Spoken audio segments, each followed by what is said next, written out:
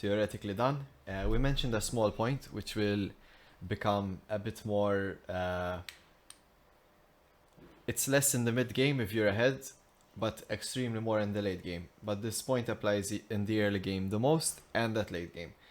So the point of moving with purpose. It's very important not to overstep and to actually abuse overstepping people, or to abuse things which you can predict, like someone last hitting, um, abilities, but that's another thing. So, if we're gonna move up, if we're gonna push, if we're gonna freeze, there needs to be purpose. Playing randomly, you're gonna have random results, and that's just about it. If you play with intent, and it's not easy, but you'll get there. Everyone does. What's the right word? Like, push the game in what decisions you're making, you're affecting the game simultaneously. So in order to do that, you need to be aware of your options, of what's going on, and what is the best thing to do. Now, in the mid game, of course, if we're losing, this point very much applies. It's very important that we just try to, as much as possible, survive, get the levels, get the CS, potentially gank one enemy, like 3 people on one or 4 on one, potentially getting a shutdown on the right carries. That's if we're behind, okay? Hopefully if we're behind, it's only because our champions scale amazingly well than the other champions, and they've done like some tower dives or something, okay? Not because we were CSing and we didn't respect jungle timers, So I would suggest, before we leave the early game, keep in mind the 315 mark, 240 mark, 210. So, up to that point, unless it's like the easiest engage of your life, don't overcommit potentially, with flashes up until that, right? So you have until the first like 2 to 10 minutes to do something, to do your level 2 play. And then, depending on the jungler gradually, but it can happen. There could show up a jungler, so just understanding that is great, but moving closer to the 315, 320, 325, 330, this is like danger zone. If you know where the jungler starts, it's less, because you can sort of predict he's on the other side. And in that case, fair enough, you're free to poke out, to freeze, to do your stuff. If not, you have to sort of play with the idea that the jungler is there, potentially, sticking in bushes here. So by the time jungler comes, we can go. Having river wards, always helps, so we can sort of predict that. That tends to solidify your early game. Junglers tend to recall at some point, then it becomes a bit harder to track. But logically speaking, let's say we know where he started, they're likely to go back there after their first recall. If we don't know where they started, try to notice their first ganking location, and it's most likely the opposite side where they're gonna go. Alright, unless they have like you can also find potentially people who do repeat ganks. That could work as well. So if you've used all your summoners, I would highly recommend trying to hold some kind of a freeze, or trying to hold back until the enemy has pushed up and you yourself get your own form of help and pressure, because you might get abused in that sense. But most junglers don't think this far ahead. They are usually going to go camp to camp and reset on that.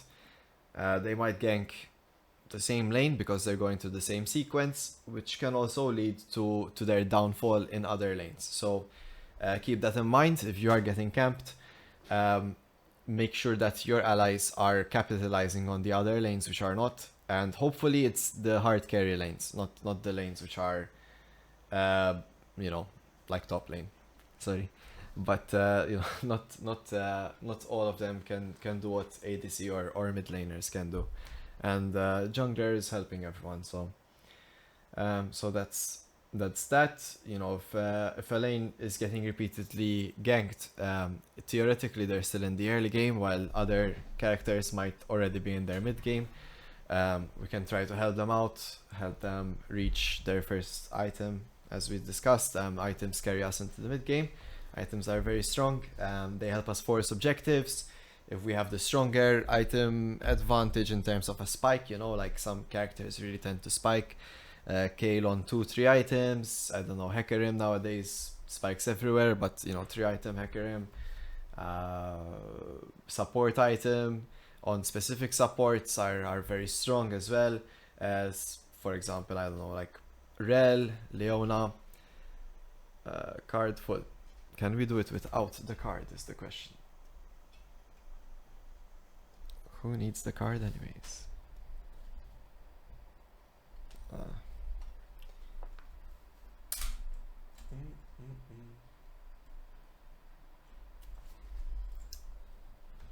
Sorry.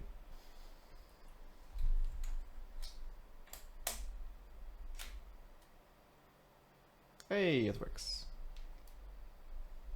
Yes, we are aware there is no card inside.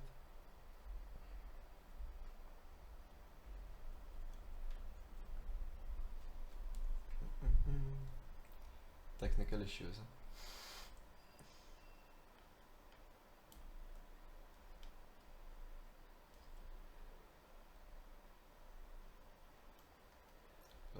Just nu har du 30,5 welcome.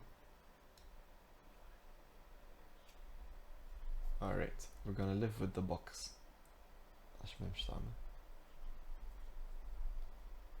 The box is life.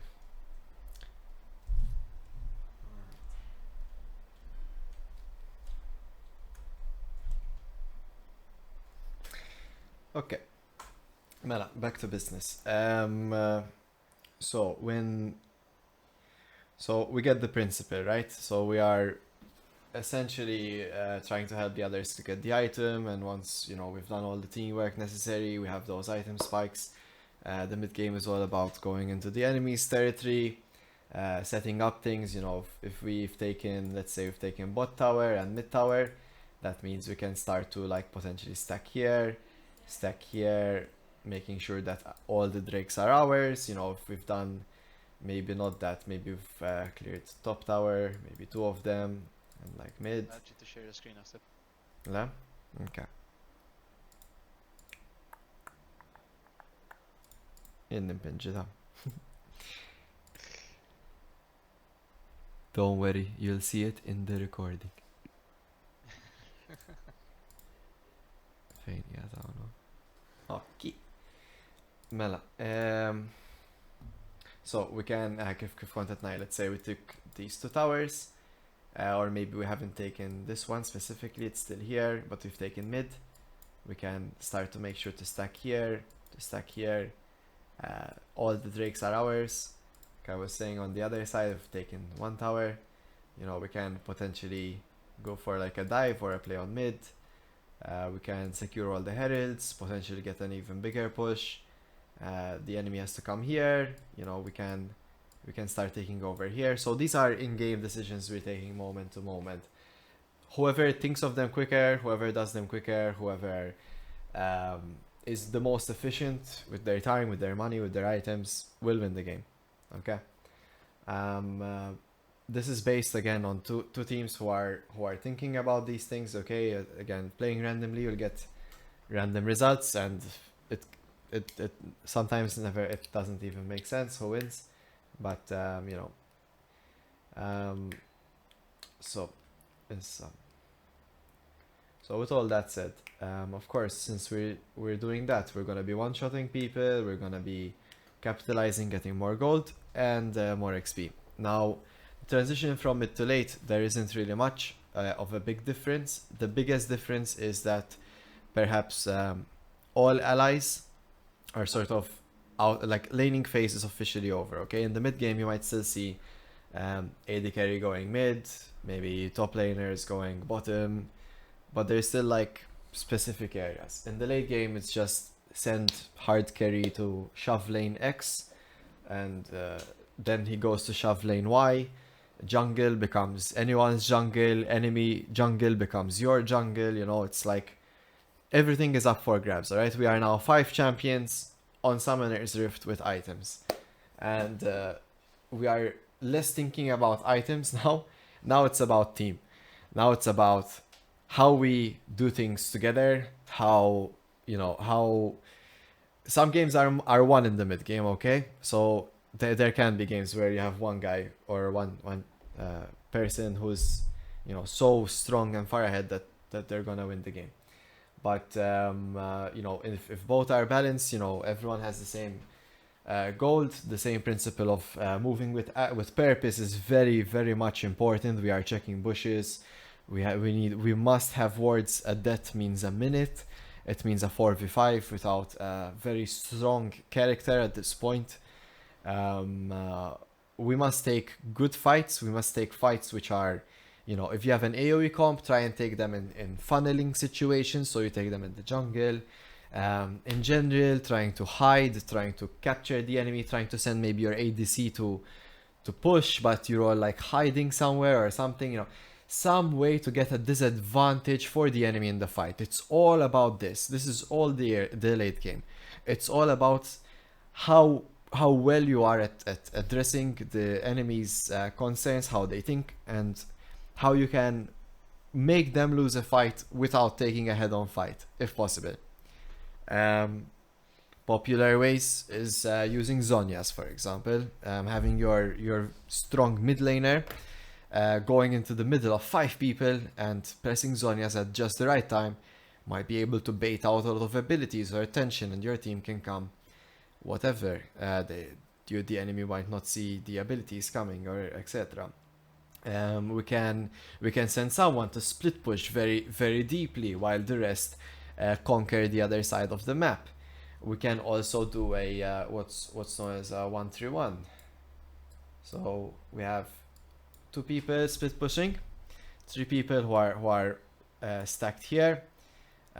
We do not take fights. We just back off, use abilities to push, and once people, okay, so they might like go to gang up here, or they might go gang up here. The rest can pressure. Same principle. If here gets attacked, it should press from here, and we're just gonna go in between. Chip damage is damage. We're getting it on the towers. If one person, like let's say we notice like they're coming through river here, to all 3 people to gank our top laner, maybe these guys can transition here and we catch them. So you have to sort of address that, and based on your team comp, usually you're gonna do a 1-3-1 when you have good split pushing champions, right? So you wouldn't do that if you have good AoE on your team, if possible.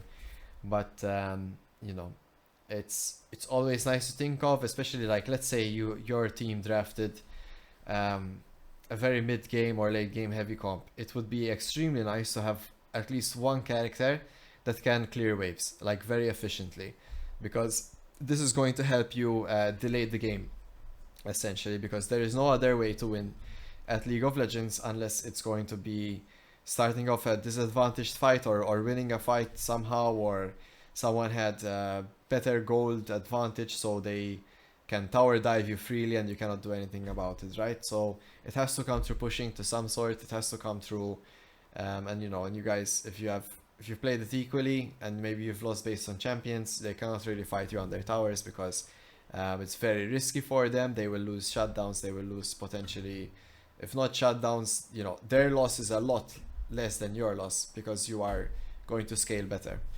So it's a tough one for sure.